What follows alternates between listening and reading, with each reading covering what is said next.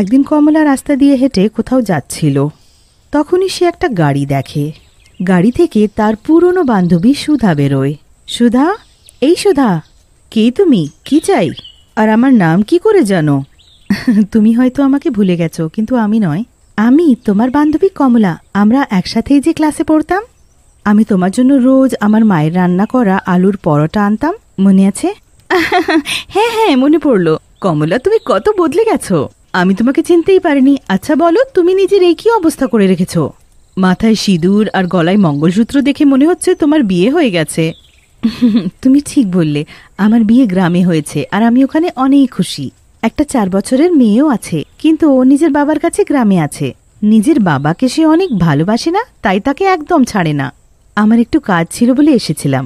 ও মাই god, এটা তুমি কি বলছো? শহরে পড়াশোনা আর বিয়েটা গ্রামে? কিভাবে থাকো তুমি ওখানে? আমাকে দেখো, আমার মা বাবা আমার বিয়ে একটা ধনী পরিবারে দিয়েছে। নিশ্চিন্তে এসিতে থাকি, আর কোথাও বাইরে গেলে আমি শুধু গাড়িতেই যাই। শহরের তো ব্যাপারই আলাদা। ওইটা আমার গ্রামে কোথায়? তুই গ্রামে বিয়ে করে ঠিক করিসনি। গ্রামে আর আছেই বাকি শুধু কষ্টের জীবন। দুবেলার রুটি, বর আর বাচ্চাদের প্রেম আমার জন্য যথেষ্ট। গ্রামে যে সুখ আর শান্তি আছে সেটা শহরে একদম নেই। এবার তুই আমার সাথে তর্ক করবি? বলছি তো, গ্রাম থেকে ভালো আমাদের শহর। দুজনে তর্ক করতে লাগে। কথা বলতে বলতে অনেক রাত হয়ে যায়, আর ওরা খেয়াল করেনি যে তারা রাস্তার একদম মাঝখানে চলে এসেছে। তখনই সামনে থেকে একটা ট্রাক এসে তাদেরকে চাপা দিয়ে চলে যায়। মরার সাথেই দুজনে ডাইনি হয়ে যায়। একটা শহরের ডাইনি আর একটা গ্রামের।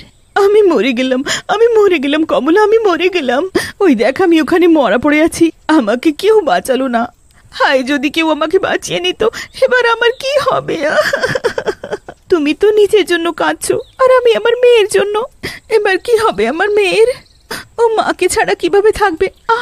আমি তো ভুলেই গেলাম, ওর বাবা ওকে মায়ের চেয়ে বেশি ভালোবাসে। উনি সামলে নেবেন। তুমি যদি আমাদের গ্রামে থাকতে তো তুমি কোনো কষ্ট পেতে না। তুই আবার আরম্ভ করলি? ঠিক আছে, এবার থেকে আমরা একটা কাজ করি। তুই এখানে শহরে থাকবি আর আমি গ্রামে। তখনই বুঝতে পারবি যে গ্রাম ভালো না শহর। আর কি ছিল, দুজনে নিজের জায়গা পাল্টে নেয়। ডাইনি কমলা শহরে থাকে, আর সুধা ডাইনি রূপ নিয়ে কমলার গ্রামে চলে যায়। যেই সুধা গ্রামে পৌঁছয়, তার পা গরুর গোবরে ঢুকে যায়। ও মাই গড, এটা কি? হায় আমার পা, এটা আমার পায়ে আবার কি লাগলো? এটা থেকে কত দুর্গন্ধ আসছে। মনে হচ্ছে এক্ষুনি বমি করে ফেলবো। তখনই সামনে থেকে একটা মহিলা রূপা মাথায় জলের কলস নিয়ে যাচ্ছিল। ও ডাইনির পাটাকে গোবরে দেখে হাসতে লাগে।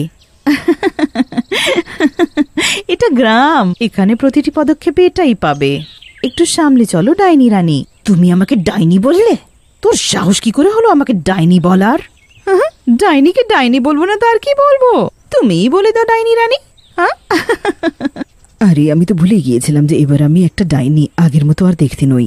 আচ্ছা বলো তো, আমি ডাইনি, তুমি কি আমাকে ভয় পাও না? আমাদের গ্রামে প্রায় ডাইনি আসে।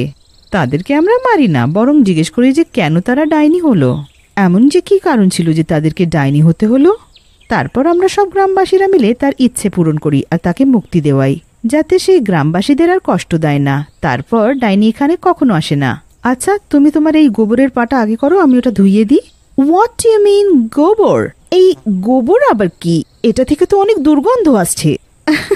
এটা গরুর গোবর, মানে গরুর পটি। তাই বলি, এটা থেকে এত গন্ধ কেন আসছে? এই নাও, তাড়াতাড়ি ধুয়ে দাও। রূপা হাসতে হাসতে ওখান থেকে চলে যায়। যার সাথে আমার কোনো পরিচয় নেই তার সাথে কতক্ষণ ধরে কথা বলছিলাম, আর সে একটুও ভয় পেল না। কি সত্যি গ্রামের লোক এরকমই হয়? না না, আমি একটু বেশি ভাবছি। এই তো এখানে এলাম, এখন তো পুরো গ্রাম দেখা বাকি। গ্রামে এসে আমার কি অবস্থা হলো ভেবে দেখো, ওখানে শহরে কমলার কি অবস্থা হচ্ছে।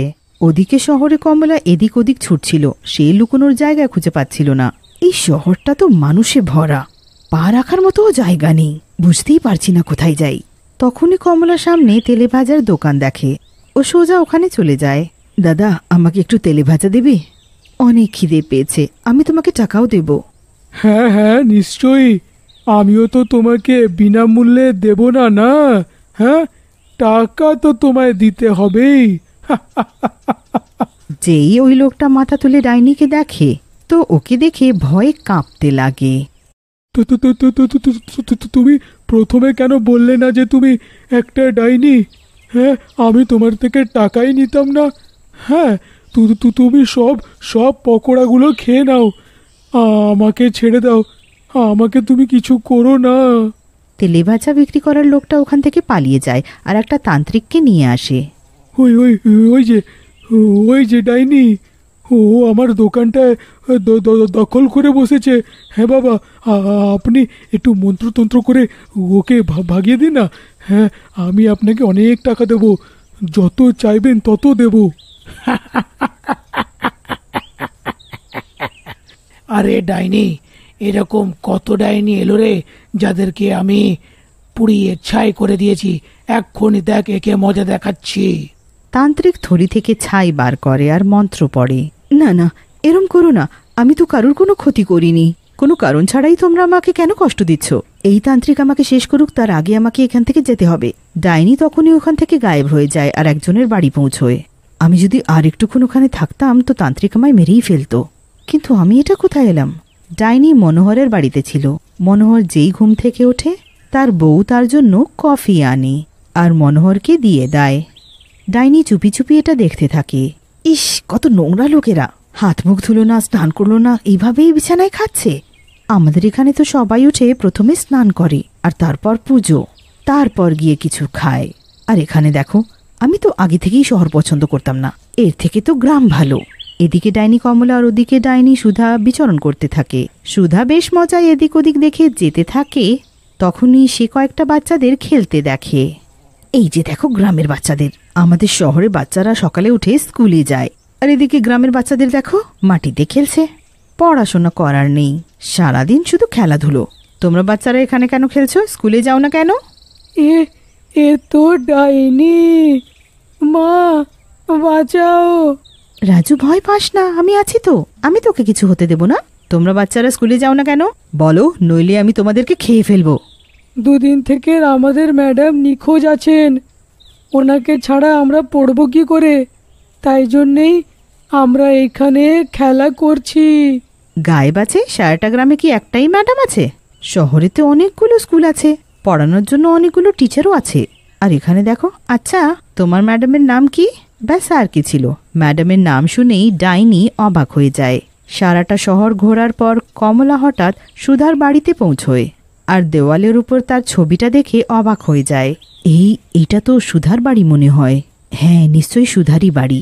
ওর ছবি এখানে আছে তো ওরই ঘর হবে। কিন্তু ঘরে কেউ নেই কেন? তখনই সে ঘরে একটা লোকটাকে আসতে দেখে আর সাথে একটা মহিলাও থাকে।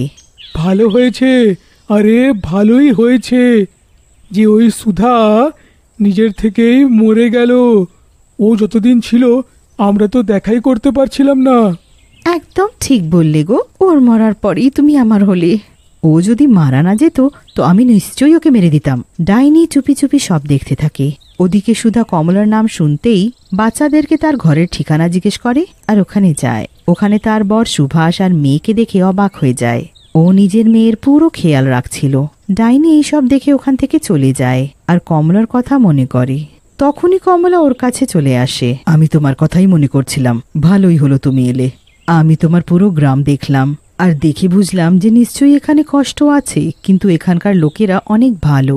খোলা হাওয়ায় নিঃশ্বাস নেওয়া কত ভালো লাগে। শহরটাও এত খারাপ নয় যতটা আমি ভাবছিলাম। ওখানে স্কুল আছে, সব সুবিধে আছে, কিন্তু লোকেদের চিন্তা ভাবনা অনেক ছোট, আলস করে, সব সময় আরামেই থাকতে চায়। আর হ্যাঁ, একটা কথা তো আমি বলা ভুলে গেলাম। আমি তোমার বাড়ি গিয়েছিলাম। তোমার মৃত্যুর এখন 2 দিনও হয়নি আর তোমার বর অন্য মহিলাকে বিয়ে করলো। সে এবার তোমার বাড়িতেই থাকে। সুধা এই সব শুনে কাঁদতে লাগে। কমলা ওকে সান্ত্বনা দেয়। আমার বর প্রতারণাপূর্ণ বেরোলো, কিন্তু কমলা, তোমার বর আর মেয়ে অনেক ভালো। তোমার বর নিজের মেয়ের একদম মায়ের মতো খেয়াল রাখে। আর গ্রামের লোকেরা, ওরাও খুব ভালো। গ্রামের খোলা হাওয়ায় নিঃশ্বাস নিয়ে অনেক শান্তি পাচ্ছি। দুটো ডাইনি নিজের জায়গা পাল্টানোর পর বুঝতে পারল যে দুটো জায়গাই দরকারি, শহর হোক বা গ্রাম হোক।